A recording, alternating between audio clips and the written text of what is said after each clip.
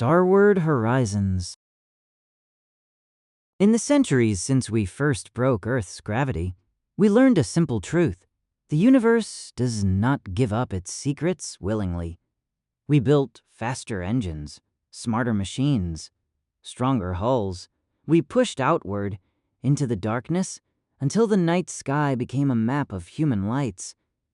But the deeper we go, the more we find signs we cannot explain. Structures too old to measure, signals with no source, worlds that look arranged. Somewhere beyond the charted lanes, a pattern is emerging, one that suggests we are not the first to reach for the stars, and whatever came before us may not be gone. This is the starship Argo. This is Captain Raphael A. Sterling. The quest for the infinite begins here. Episode 7, The Constraint Garden. The new route the hollow shell had offered was cleaner in the same way a scalpel cut was clean, precise, purposeful, and indifferent to what it opened. On the bridge, the lattice map hovered above the command rail as a constellation of points and lines. The hub cluster glowed faintly at the edge of the projection, dense, knotted, and so complex that it looked less like a destination and more like a verdict. Commander Calder ran the numbers twice anyway, as if repetition could make it safer. Course solution is stable, he said. Fewer stepping stones, fewer detours, fewer chances to reconsider. Cade stood at tactical with her arms folded, posture rigid. Fewer places to run. Captain Sterling didn't look at her. His eyes were fixed on the route line, on the way it tightened toward the hub like a leash being reeled in. "Cal," Sterling said, "anything new from the ghost pattern?" Dr. Soren Cal blinked, pulled back from his analysis like someone returning from deep water. "It's still degraded," he said, "but after the shell, it's organized. Like the signal stopped thrashing and started obeying rules. Not language rules, contract rules." Tanaka's voice came from engineering, threaded into the bridge comm. "Captain, that's consistent with what we saw. The network responds to constraints. The registry marks you. The chapel prices you. The shell relays you. If there's a next step, it's probably where it binds you." Sterling's fingers tightened subtly on the command rail. "Binds." Cade's laugh was short and humorless. "Finally, someone says it." Petrov's voice arrived a beat later from medbay. "If there's a place that binds, we don't approach it casually." Sterling didn't argue. "We won't," he said. "Helm, take us forward." "Slow, quiet," Calder swallowed. "Aye, Captain." The Argo turned. The hush field was active at low intensity, dimming the starfield behind the ship just enough to make the universe feel watched. The resonance, canceller hummed beneath everything, the invisible counter-melody that kept their thoughts their own. Sterling listened for that familiar internal dip Petrov kept charting, the subtle smoothing of emotion that the network seemed to love. He couldn't feel it yet, which meant, perversely, that he did. "Approaching the next coordinate," Calder said. "Dropping out in 3, 2, 1. Stars twisted, stretched, and snapped back into place. And the system they arrived in was not empty. It was arranged. A pale star, small, steady, hung in the center like a bead on a string. Around it, a ringed planet dominated the forward viewport, charcoal dark, wrapped in broad luminous bands that didn't shine like ice or dust. They glowed with a soft, structured light, like the after-image of geometry. The rings weren't flat. They were layered, multiple planes at slightly different inclinations, intersecting like the petals of a mechanical flower. Cal's breath caught. "That's not a natural ring system." Calder's fingers moved automatically, feeding data into the overlay. "Mass is wrong. The rings are too dense, too organized. They're not debris. They're components. Kale leaned forward despite herself.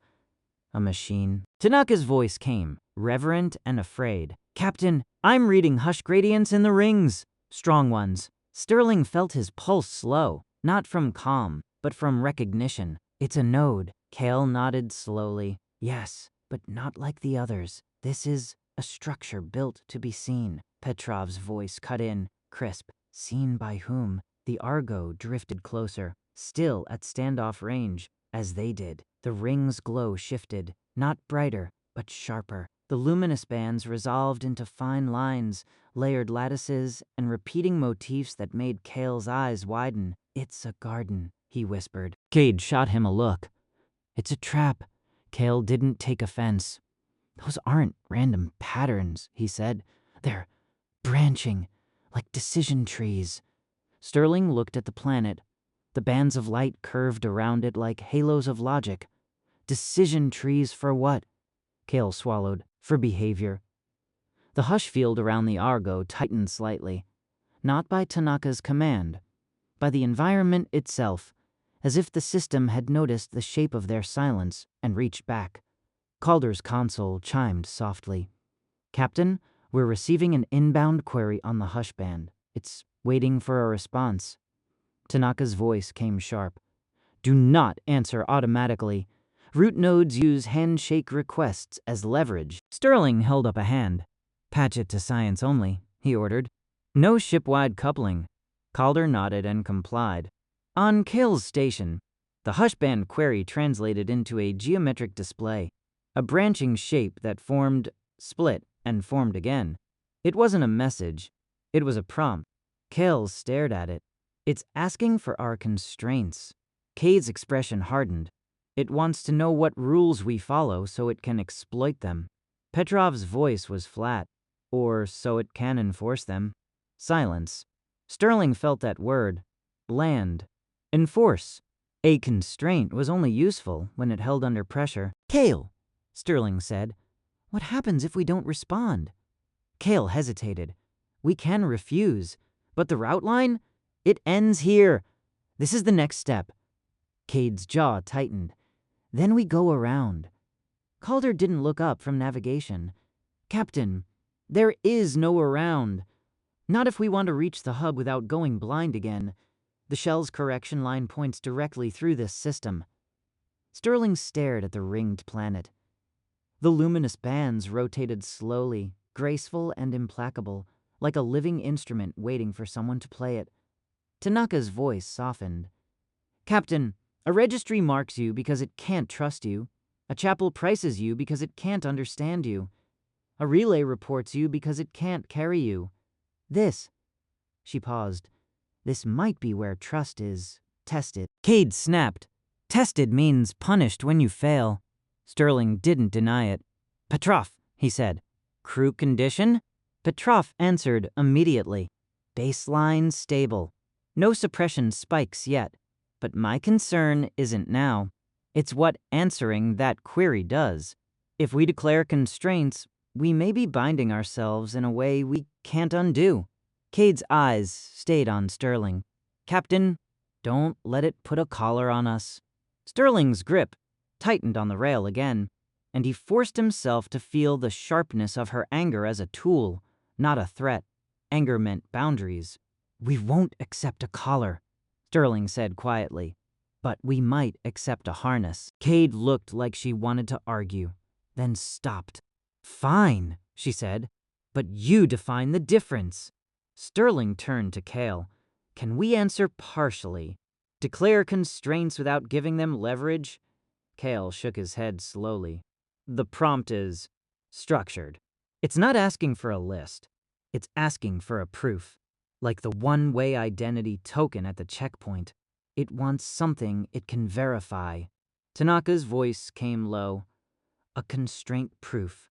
Something that can be checked without trusting us. Petrov's voice sharpened. A constraint proof is a chain. If we link ourselves to it, we may not be able to cut it later. Sterling stared at the branching prompt. A proof. a commitment that could be verified by physics. "We don't proceed," Cade said, "until we know what the cost is." Sterling nodded. "Agreed." He looked toward Tactical. "Cade, drones." Cade didn't hesitate. "Launching." Drones slipped from the Argo's bay and drifted toward the ring system, their lights tiny pinpricks against the luminous bands.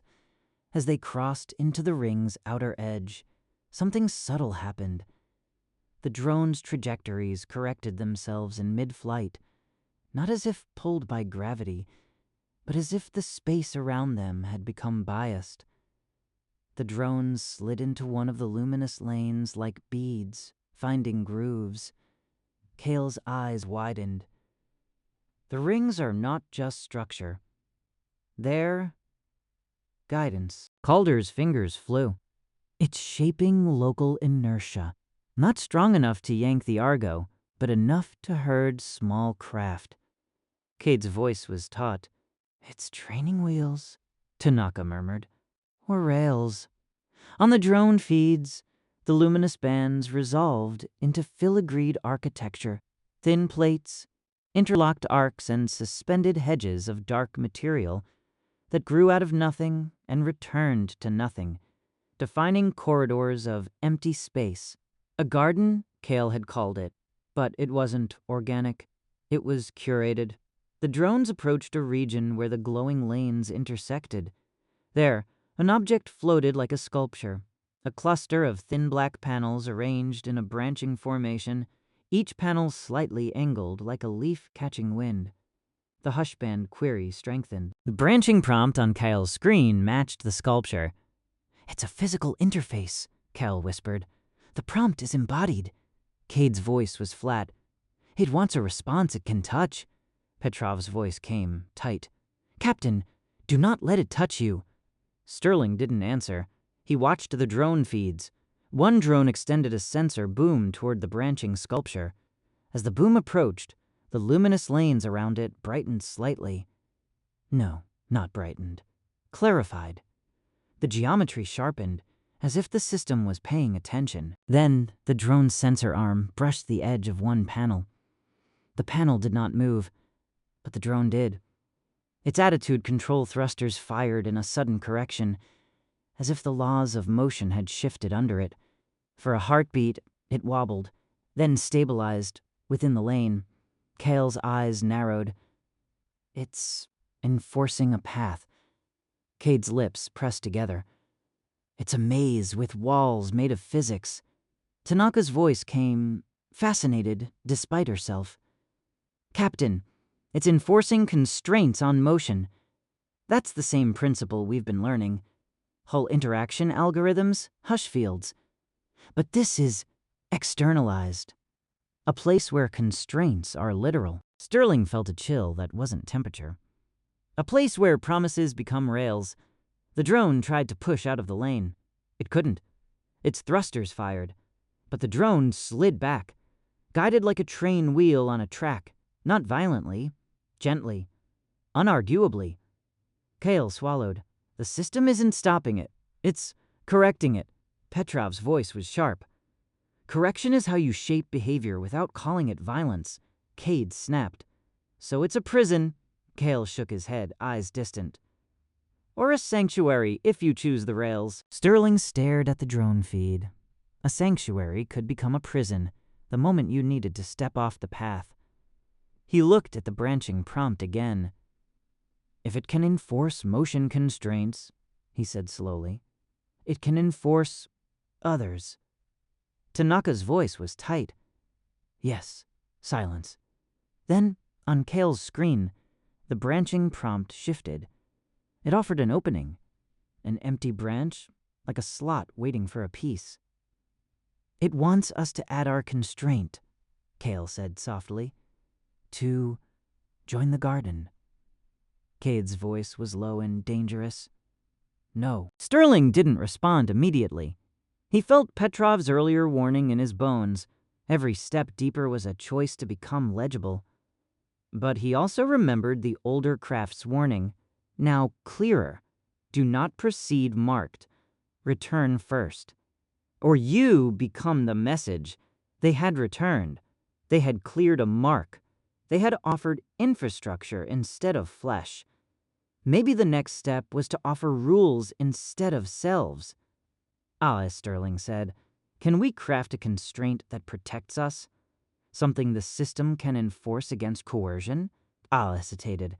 "In theory, if constraints can be embodied here, we might be able to bind the Argo's hush field to a consent model." Petrov's voice came hard. "Captain, consent models can be gamed," Cade added. "And weaponized." Tanaka's voice was very quiet. "But if we don't learn to formalize consent, the network will formalize it for us." Sterling closed his eyes for a brief moment, then opened them. "We craft our own constraint," he said. "Not theirs." Cade's expression went stormy. "Captain?" Sterling held her gaze. "You're right to be angry," he said. "Anger is a boundary. We need that boundary encoded into something the network can't smooth away." Cade's jaw tightened. "You want to turn my anger into an equation." Sterling's voice was steady. "I want to turn our ethics into armor." Cade stared at him, then looked away, breathing hard through her nose. "Fine," she said. "But you don't get to call it armor if it turns into shackles." Sterling nodded. "Agreed." He turned to Kale. "Draft it." Kale's fingers hovered over his controls, uncertain. "Captain, what constraint do we offer?"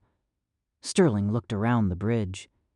At Calder's tense concentration, at Cade's anger, at Kale's awe, at the empty doorway where Petrov wasn't physically present but felt like a constant pressure.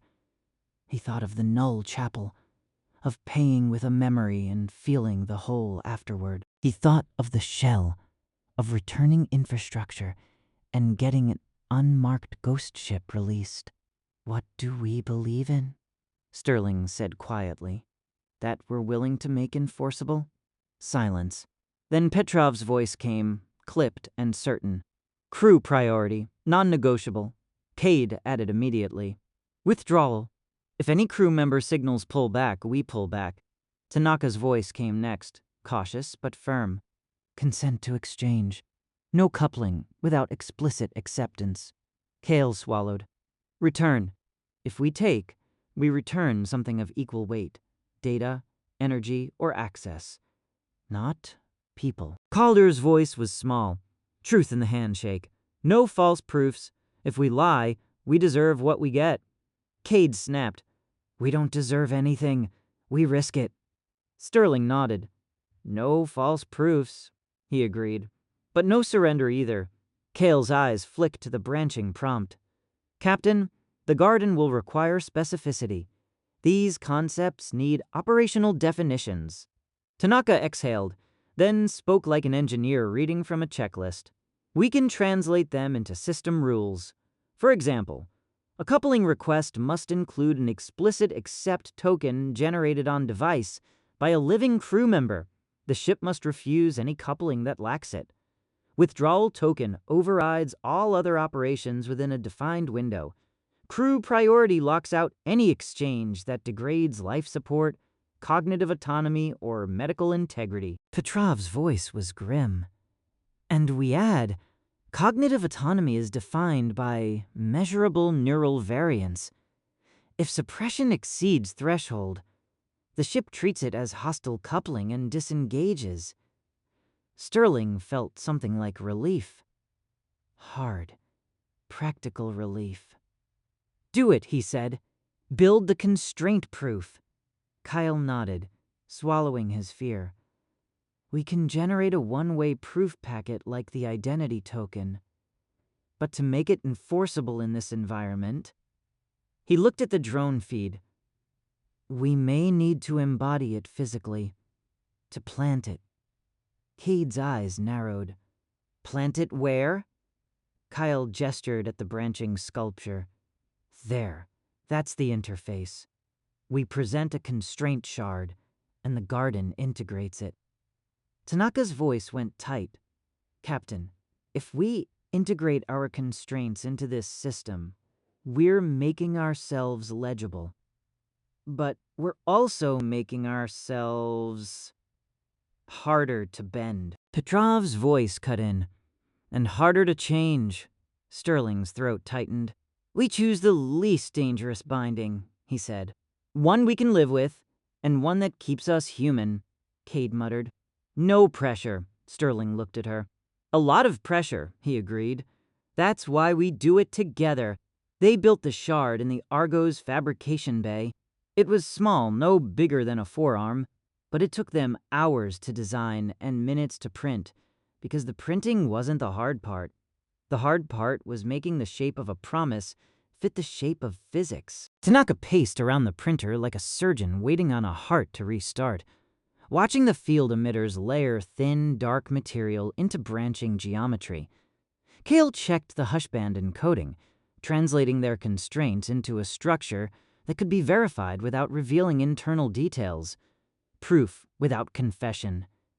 Cade stood with arms crossed, watching like she expected the shard to bite someone.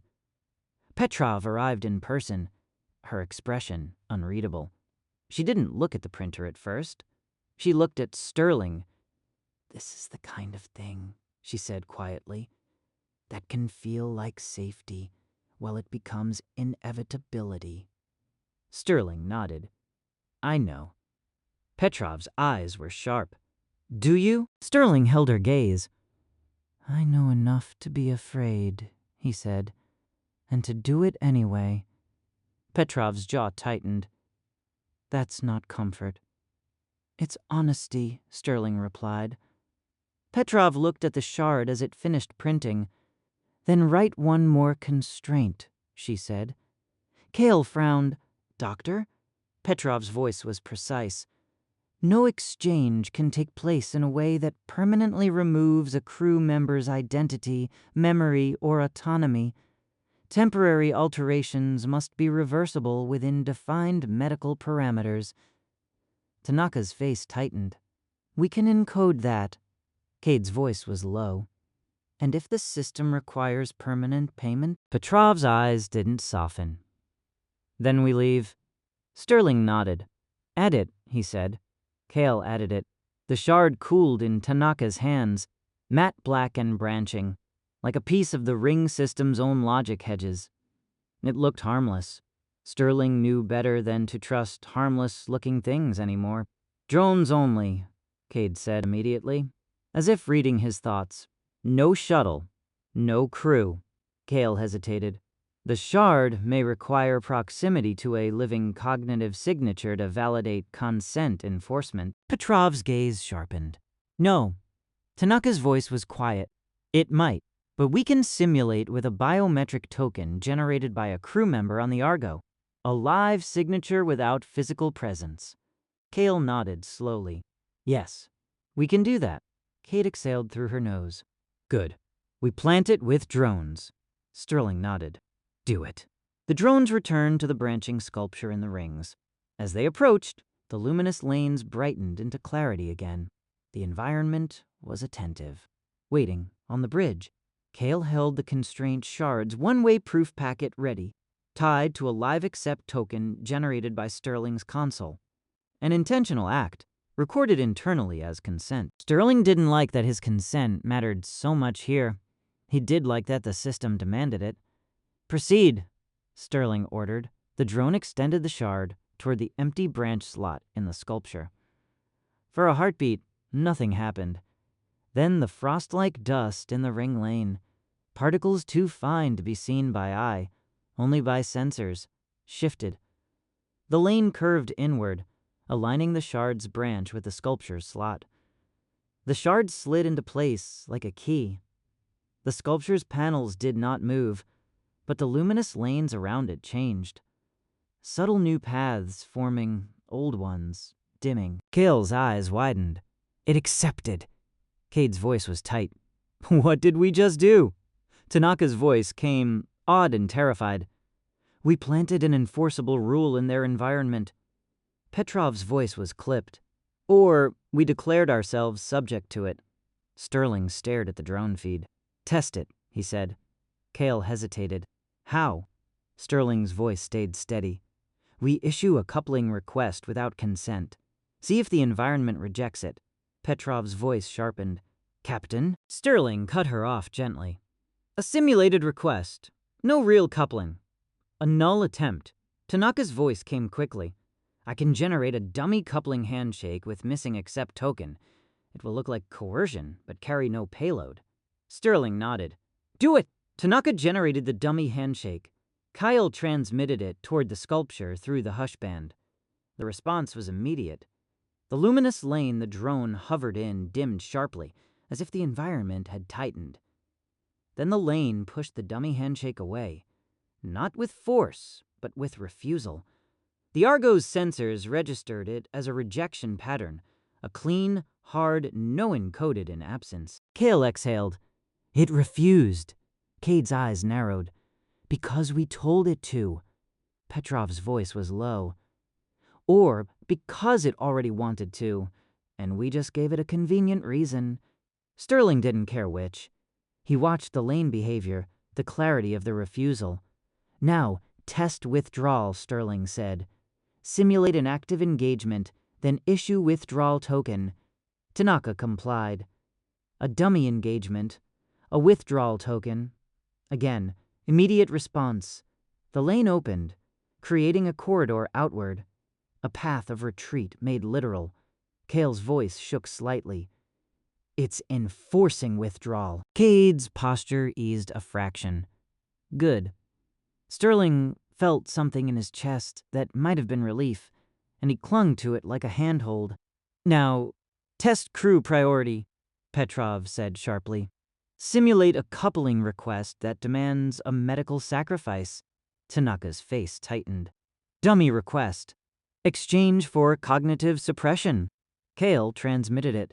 The environment rejected it more violently this time, not physically, but in signal shape.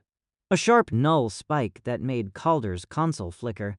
Calder swore softly, then steadied his station. It didn't like that. Kale's eyes were wide.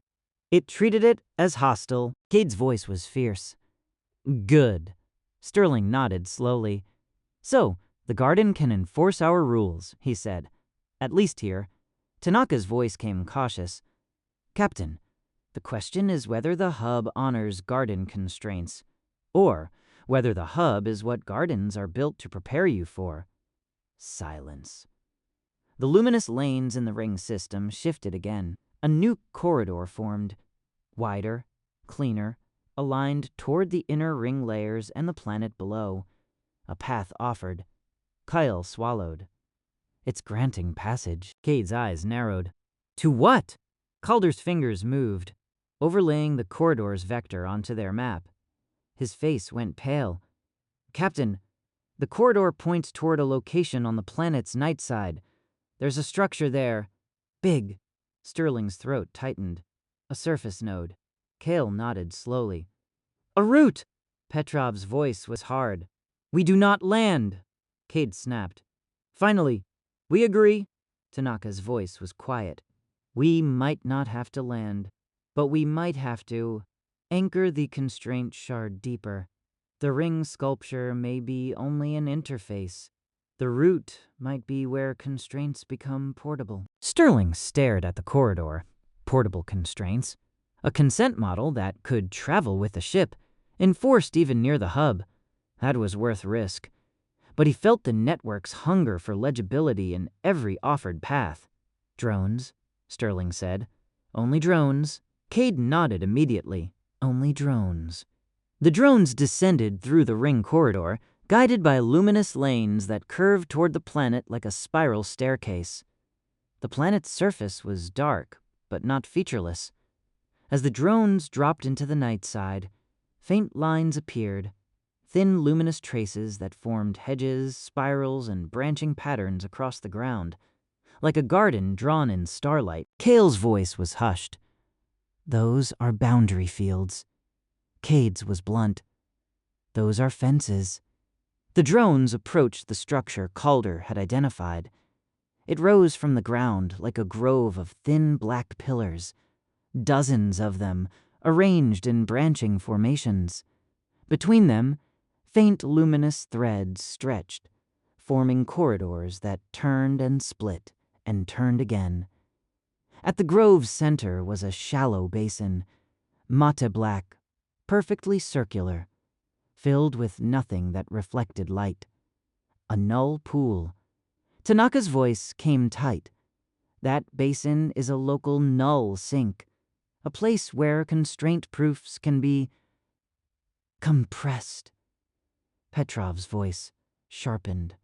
Compressed into what? Kale answered quietly. Into a mark. Sterling's stomach dropped. A mark like the one on the dead craft. Cade's voice was hard. So the garden is where marks are made. Kale swallowed. Or where marks can be replaced by constraints. Petrov's voice was flat. Or where marks can be made to look like constraints. Silence. The drones hovered at the grove's edge. Their lane guidance held them in place, as if waiting for an instruction. On Kale's console, a new hushband prompt appeared, branching and elegant. This one translated into a concept that felt like the question at the hollow shell, but sharper. Bind or withdraw. Sterling stared at it. The system was not offering casual passage anymore. It was offering permanence. Cade's voice was a growl. No. Tanaka's voice was strained. Captain, binding might mean our constraint proof becomes portable. It could protect us near the hub. Petrov's voice was cold. Binding might mean we can't change our minds later. Kale's voice was quiet. It may also be the only way to approach the hub without being rewritten. Sterling felt the familiar smoothing pressure begin at the edges of his thoughts, subtle and insidious. A hush that wasn't sound but temptation. Choose the path. Stop resisting. Let the rails carry you. He forced himself to feel discomfort. He forced himself to feel Cade's anger like a hot wire in his hand. Petrov, Sterling said, voice steady with effort. Suppression levels? Petrov answered instantly, rising slightly. You're compensating. Cade is stable. Tanaka is elevated stress. Calder is anxious. Kale is too calm. Kale blinked, startled by the observation. Sterling looked at Kale. Soren, he said quietly, how do you feel? Kale hesitated, then frowned. I feel, he searched, like it makes sense, like this is the natural next step. Petrov's voice sharpened. That's the hush talking. Kale's face tightened. Or it's me, recognizing a pattern. Cade snapped. Recognizing a pattern is not the same as trusting it. Sterling breathed in slowly. We won't bind without an exit clause, he said. Kale's fingers hovered. Exit clause! Sterling stared at the prompt. Bind or withdraw. Binary. But binaries could be widened if you knew where to pry. We write withdrawal into the bind, Sterling said quietly. We bind only under the condition that withdrawal remains enforceable at all times. If the system cannot accept that, we withdraw now. Cade's eyes narrowed. You want to bind ourselves to the right to unbind? Sterling nodded. Yes. Petrov's voice was clipped. That's the only binding I will tolerate. Tanaka's voice came soft with relief. We can encode it. A self-referential constraint. Binding is valid only while withdrawal remains operational. Kale's eyes widened slowly. A constraint about constraints, Cade muttered. A loophole. Sterling met her gaze. A safety latch. Cade held his gaze, then nodded once. Do it, she said. And if they refuse, we leave. Kale built the additional rule into their proof packet, an exit clause that made withdrawal not just a priority, but a condition of binding's validity. Tanaka shaped it into hushband geometry. Sterling generated a live accept token again, another act of consent, explicit and recorded. Then Kale transmitted the modified bind offer toward the grove. The null pool did not glow. It did not ripple. But the boundary lines on the ground shifted, like hedges parting. A path opened through the grove, straight toward the basin. Acceptance! Calder exhaled shakily. It accepted the exit clause! Petrov's voice stayed wary. Or, it accepted the appearance of it. Cade's voice was tight. We don't have to walk the path. Drones only. Sterling nodded. Drones only. A drone carried a small copy of the constraint shard, fabricated quickly in the Argo's bay, toward the null pool. As it crossed the grove's inner boundary, the drone's feed compressed again, like at the shell, flattened, filtered, as if the grove only allowed certain perceptions through. Cade's voice sharpened. It's censoring again. Kale's tone was tight. Not censoring, normalizing. It's removing noise. Petrov snapped. Noise is where manipulation hides. Sterling watched the feed anyway. The drone reached the basin's edge and hovered. The basin was not empty. It was emptiness shaped into a tool. LiDAR returns died inside it like sound in deep water. The drone lowered the shard into the null pool. For a heartbeat, nothing. Then the shard's branching geometry distorted. Not melting, not breaking, but compressing. Its branches folded in on themselves. Not physically, but in measurement, as if the shard's shape was being mapped into a smaller, denser representation. A mark. Cade's voice was low. Don't like that. Tanaka's voice was taut. It's packaging it. Kale whispered. It's making it portable. The shard vanished into the pool, and a moment later, a new object rose slowly from the basin. Small, matte, black, smooth, except for faint branching grooves like fingerprints. A token. It hovered above the basin as if waiting. Kale's hands shook slightly. It's offering the bound constraint token. Cade snapped. Do not bring that aboard. Sterling's voice was quiet. We don't have to. The drone can hold it externally. Tanaka's voice came cautious. Captain, to integrate it with the Argo's hush field, we may need proximity. Not contact, but close enough for field coupling. Petrov's voice was hard. Nothing alien touches our ship. Sterling looked at Cade.